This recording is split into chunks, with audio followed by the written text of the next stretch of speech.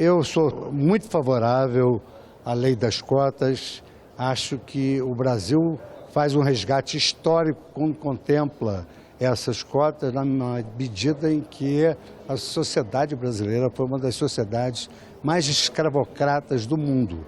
Então, essa lei, essa ação afirmativa é uma maneira de resgatar esse grande erro cometido pelo Brasil e cumprir o ideário da Constituição, que é criar uma sociedade com a erradicação de toda e qualquer desigualdade.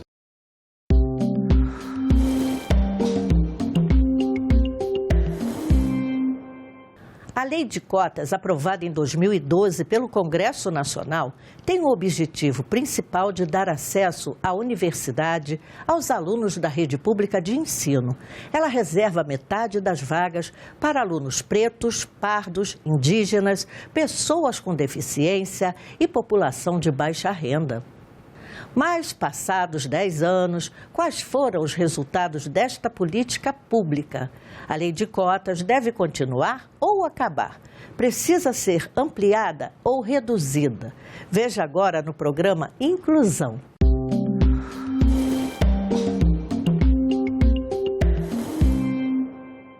Um dos beneficiados pela lei de cotas é o advogado e doutor em Direito Processual Irapuan Santana.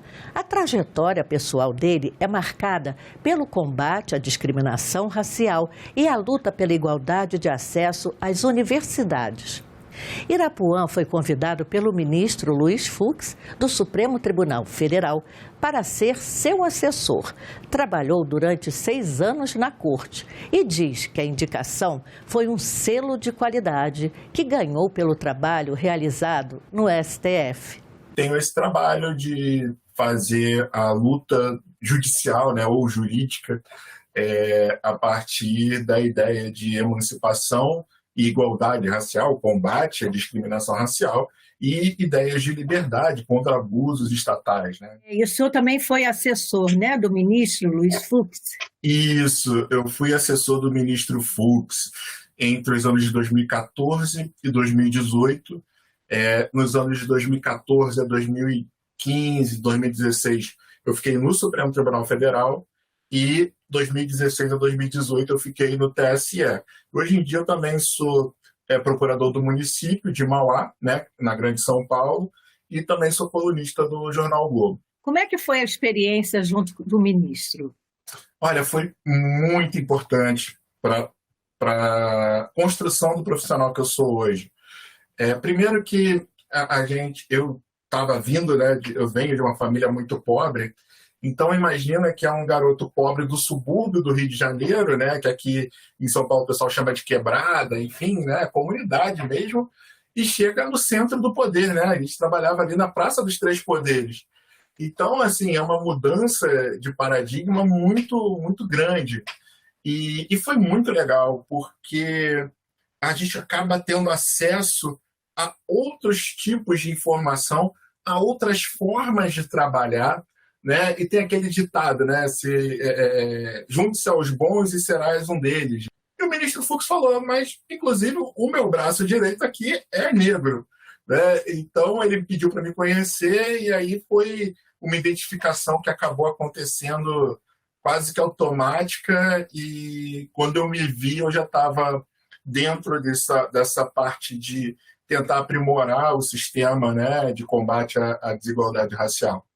Eu mando o recado do Irapuan chamado saudade, que o Irapuan deixou muita saudade do nosso gabinete, foi um assessor exemplar e que nós sentimos falta dele até hoje.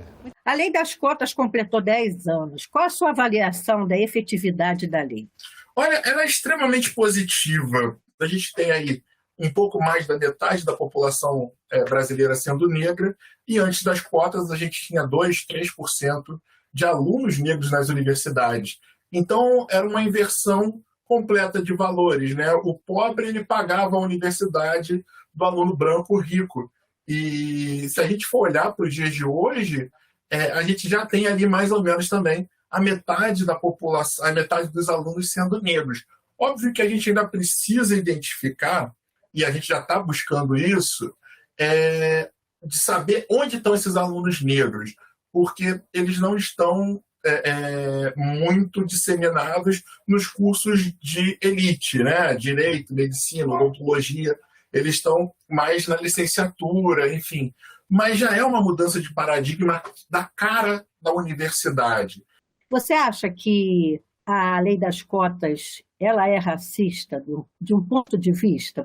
Muitas vezes as pessoas falam, né, que a lei de cotas pode ser racista ou que ela divide a sociedade, né? Mas as pessoas fazem um pouco de confusão sobre o tipo de discriminação.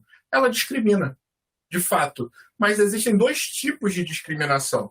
A discriminação negativa, que é esse que a Constituição fala que não pode haver, e a discriminação positiva. Discriminar é diferenciar, né? E a ideia da discriminação é que você não pode gerar prejuízos para uma parte, para uma pessoa ou para parte de grupos, enfim. A lei das cotas vai passar agora por uma revisão, é o que se espera, né? O que o senhor acha que pode mudar? Existe algum risco da lei ser desvirtuada com a perda de direitos? O Congresso, do jeito que ele foi formado agora, né, com uma maioria de conservadores, é muito provável que a discussão, pelo menos, seja mais acirrada. É importante, aí vai ser importante, além da questão da gente ter esses dados, né, é importante a gente ter estratégia política. E a partir daí, é óbvio que eu gosto de dizer que o Brasil até o passado é incerto, né? Então não tem muito como a gente prever. Mas é muito possível que haja uma resistência para a renovação das cotas. O artigo 7º ele fala que vai passar por revisão, mas não fala que a continuidade das cotas depende da revisão. Então esse é um ponto que eu acho que é principal ali de defesa da manutenção das cotas. Existem vários projetos no Congresso propondo alterações na lei das cotas. Alguns desses projetos podem prejudicar o funcionamento da lei? Sim, principalmente o que quer eliminar o recorte racial, né? Alguns projetos eles colocam que não seria necessário racializar as cotas, mas sim apenas só a questão financeira. A Universidade de Brasília, a UNB, foi pioneira ao implementar em 2004 a reserva de vagas para estudantes negros. Outros centros de ensino universitários já haviam adotado essa prática? Sim, a UERJ, né? Como eu falei antes, a UERJ começou um ano antes e eu sou filho da UERJ, então sou suspeito para falar, mas a gente transformou a cultura, né, daquele lugar ali. Inclusive nos jogos universitários, as pessoas das outras universidades chamavam a UERJ de Congo por conta das cotas, né? E aí tentando ofender realmente, e a UERJ pegou o nome e falou, realmente, nós somos o Congo, e o Congo vence tudo, inclusive o ministro Fux. No dia que ele julgou, né, participou do julgamento das cotas na DPF 186, ele falou que a UERJ é o Congo e o Congo vence tudo.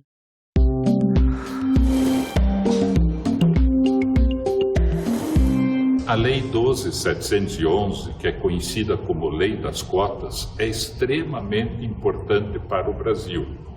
É uma lei que permite o acesso de pessoas em situações de vulnerabilidade, falta de igualdades, falta de participação, como população negra, indígenas, pessoas com deficiência, pessoas oriundas de escolas públicas, a participarem dentro de um sistema de reserva de vagas, de cotas, né, participar da vida das instituições de ensino superior federais, bem como das escolas técnicas.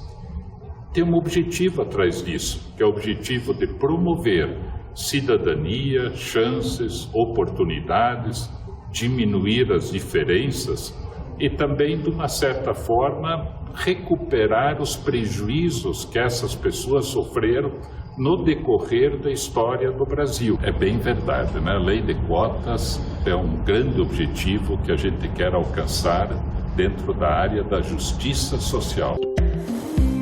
Nós vamos conversar agora com 5 universitários da Universidade de Brasília. Sabe o que eles vão falar? Vão falar da importância e das mudanças que têm que ser feitas na lei das cotas. Vamos começar com a Sara. Oi, Sara, tudo bem? Olá, eu sou a Sara, eu tenho 18 anos, estou no segundo semestre da UNB, cursando Ciência da Computação. Olá, meu nome é Apsira Juruna, sou do povo Chavante, da região centro-oeste do país, estado do Mato Grosso, terra indígena São Marcos, aldeia Namucurá. Faço Ciências Sociais e Antropologia aqui na Universidade de Brasília. Olá, meu nome é Milena Silva de Moraes, entrei na Universidade de Brasília em 2018. Eu fui a segunda estudante a entrar por cota. Meu nome é Eric Valadares, eu sou do 9º período, eu curso Engenharia Ambiental, sou estudante cotista também. Eu me chamo Alisson Cleomar, eu sou indígena do povo Pancararu, do estado de Pernambuco, da aldeia Saco dos Barros. Faço curso de Medicina aqui na Universidade de Brasília, no 10º semestre. Tenho uma relação muito engraçada com as cotas, porque desde sempre eu ouço minha mãe falando sobre como ela lidou com as cotas. Minha mãe é uma pessoa negra e ela entrou na UNB antes de 2003. Em 2003 foi aprovada a lei das cotas. Em 2004 teve a primeira turma com estudantes cotistas. E foi um momento... Minha mãe disse que antes da lei das cotas, os únicos estudantes negros que ela via pela universidade eram estudantes do exterior. Então, geralmente, países africanos ou de algum outro país que vinham para cá para estudar na UNB. Eu agrego muito ao meu curso, eu agrego muito ao meu coletivo, eu agrego muito às pessoas que estão do meu lado, né? E como foi falado aqui anteriormente, a gente tem que realmente mostrar a cara do país, né? Dentro das universidades. A universidade não é só branca, a universidade tem que ser preta, tem que ser negra, tem que ser indígena, tem que contemplar toda a diversidade que o país compõe. E você, Milena? Você gosta da faculdade? Você gosta da lei das cotas? Você tem alguma coisa contra? Não, eu só tenho a favor. Essa política pública realmente foi uma política que trouxe efetividade. E eu falo isso porque eu vim da periferia, morava em Ceilândia, depois que eu passei aqui, eu vim morar aqui na casa do estudante. O que falta para você na lei das cotas? Ela agora está fazendo 10 anos e é o momento de modificá-la. O que você sugeriria para as pessoas que vão trabalhar nisso? Eu acho que, como vários já falaram aqui, o que precisa para a lei das cotas é a permanência. É olhar para a pessoa que entrou e para as que vão entrar e ter esse olho para o indivíduo ali. O que aquele indivíduo precisa para que ele permaneça na universidade. A gente, enquanto indígena, a gente gosta de estar ali por perto para contribuir, para, né, direcionar mesmo como que essa lei vai ser aplicada. O nosso maior medo, na época da discussão, era que, quando fosse aplicada, as universidades que tinham vestibulares específicos parassem de fazer os vestibulares específicos, porque já havia uma lei nacional que ia direcionar, que ia colocar esses indígenas lá. 2 indígenas de tribos diferentes, um do povo Chavante, do Mato Grosso, e outro da aldeia Pancararu, de Pernambuco, questionaram os gastos do governo para manter a lei das cotas atualizada. Eles também reivindicam o respeito de alunos não cotistas e de alguns professores. A cota em si só, ela não basta, entendeu? A gente tem que estar vigente políticas de permanência voltada a estudantes de baixas rendas, como indígenas e pretos. A lei de cotas é apenas um degrau de uma grande escada. Ela não termina só com acesso. Ela tem que ter a permanência, ela tem que ter outros apoios sociais e psicológicos. Claro que é um sonho da grande maioria dos brasileiros, independente da idade, frequentar uma instituição de ensino superior gratuito aqui no país, mas nem tudo são flores, né? Aqui na universidade também é um ambiente cruel, é um ambiente hostil, entendeu? Para nós minorias. Você passou que você está tão revoltado? Não é tão revoltado, eu creio que a gente já fica calejado, eu já venho com muitas cicatrizes antes de entrar na faculdade. Infelizmente eu não vou ter a resposta exata, agora eu creio que ninguém vai ter. A gente tem que olhar para o passado e realmente ver quais os pontos e vários pontos que a sociedade errou conosco. E o que você acha que tem que mudar além disso? Além disso, acho que entra muito na questão da permanência mesmo. Acho que tudo que já foi falado aqui resume em um termo muito comum que é da universidade, que é o racismo institucional. Não é um professor que não é mudando um professor que vai mudar toda a estrutura e toda a dinâmica do preconceito, do racismo e da violência.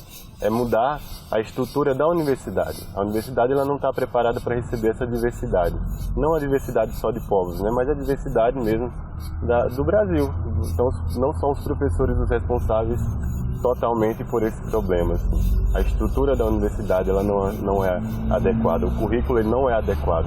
Como que você coloca um indígena, eu sou da área da saúde, para discutir sobre uma questão, por exemplo, da saúde da mulher, sendo que eu tenho uma visão diferente sobre aquilo. E a opinião minha sobre aquilo é desconsiderada dentro do currículo. Você vai se formar em medicina daqui a quanto tempo? Eu estou no 10º semestre agora, então são 12 semestres, falta um ano.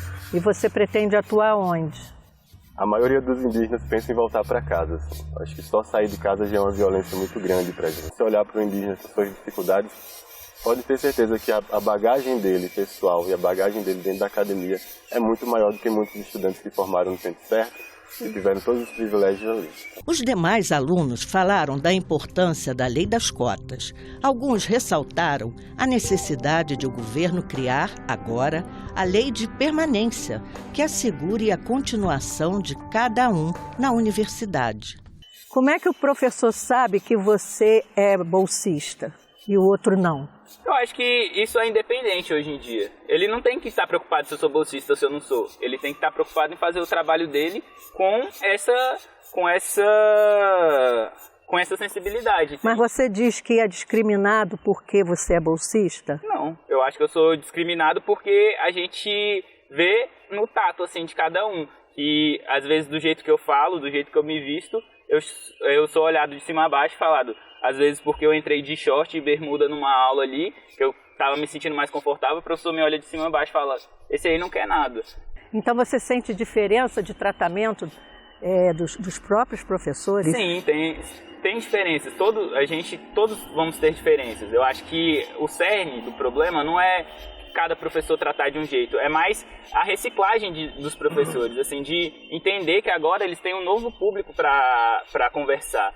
Não é só o público classe média alta. Não, agora vocês estão conversando com outras pessoas que vieram com outras realidades. Muita gente fala pra mim, Milena, você não vai conseguir entrar na universidade. E eu falo, por que não? É só questão de se esforçar. Mas aí, quando eu cheguei aqui, eu vi várias problemáticas em relação à acessibilidade dentro do campus, porque ela ainda é muito precária. A faculdade de Direito mesmo, eu só tenho o direito de estar no térreo porque o elevador da nossa faculdade não funciona. Você venceu todos os preconceitos, você encarou todos de frente.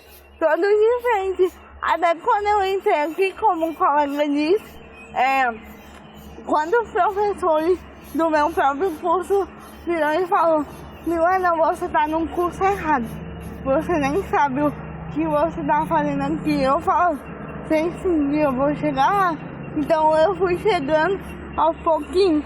Foi chegando e conquistando seu espaço, né? Fui chegando aos pouquinhos e conquistando meu espaço e mostrando que a gente é capaz. Desde o IFB, e graças a um desses projetos de extensão, eu cheguei a trabalhar, fazer um projeto de desenvolvimento de inteligência artificial, que tem como objetivo receber relatos de mulheres que sofreram violência de gênero, e graças a esse projeto a gente chegou a trabalhar com a Microsoft, que era uma parceria do instituto que estava fazendo esse projeto. Eu cheguei a participar de discussões no ensino médio. Meu professor de História e minha professora de Sociologia eram negros, eles traziam muito esses assuntos para a sala. E eu já debati várias vezes sobre por que a gente deveria sim manter as cotas sociais, porque eu sempre ouvi muita gente dizendo, mas não precisa ter cota, que a gente deveria ter cota social, não cota racial, porque a gente deveria argumentar para facilitar a vida de estudantes pobres, não de estudantes negros. A socióloga Renízia Garcia e a secretária de Direitos Humanos da Universidade de Brasília, Débora da Silva Santos, acreditam que a lei de cotas não está ameaçada em termos legais, mas enfrenta algumas resistências desde a sua criação. Para elas, parte da população não compreende a função da lei. Seriam pessoas que não querem abrir mão de um espaço que sempre consideraram como delas. 10 anos da lei de cotas, ela está ameaçada? O que pode mudar? Não, ela não está ameaçada se for em termos jurídicos. Porque em termos jurídicos, o que nós teremos agora vai ser a sua revisão e adequação, não a sua extinção. Mas, por outro lado, ela vem sendo ameaçada desde o seu nascedouro. Até antes disso, porque a lei de cotas, na verdade, era uma conquista do movimento negro e, como toda conquista, ela é suada, ainda mais num país que tem como característica principal o racismo estrutural. Ela aparece muito ou na chibata ou numa condição de miserabilidade, e o que nós estamos vivendo hoje no Brasil, né, desde os anos 2000, principalmente no século XXI, né, porque a UNB adotou cotas em 2004, mas nós já tínhamos nos anos 2000 algumas cotas na UNEB, na UERJ. Então, assim, nesses 22 anos, o que nós temos visto é a população brasileira tomando conhecimento dessa política afirmativa sem entender muito bem como que isso se dá, como que isso se deu. Por quê? Porque, como eu acabei de dizer, as referências que a maioria das pessoas tiveram sobre a questão racial é baseada na escravatura. E na escravatura do Brasil colônia. Eu acabei de orientar uma pesquisa com um estudante, inclusive do PROIC, iniciação científica aqui da UNB, em que nós estávamos avaliando quais eram as questões mais presentes no Enem, e referente à questão das cotas. A lei é um processo de democratização das universidades brasileiras, a permanência dos estudantes. A permanência dos estudantes exige não só o ingresso, mas as bolsas de permanência, porque são estudantes, na sua grande maioria, estudantes periféricos e que precisam ter um apoio, não só do ponto de vista da permanência na universidade, como alimentação, transporte, mas também que as universidades acolham esses estudantes nas suas singularidades. Na verdade, dentro da universidade, a universidade reflete a sociedade. A sociedade não é igualitária, né? É uma sociedade violenta que nós temos e uma sociedade discriminatória. Então, tudo isso também aparece dentro da universidade. Então, o que a gente faz são campanhas exatamente buscando para que essas coisas não aconteçam, principalmente que nós estamos dentro de um ambiente que é um ambiente educacional.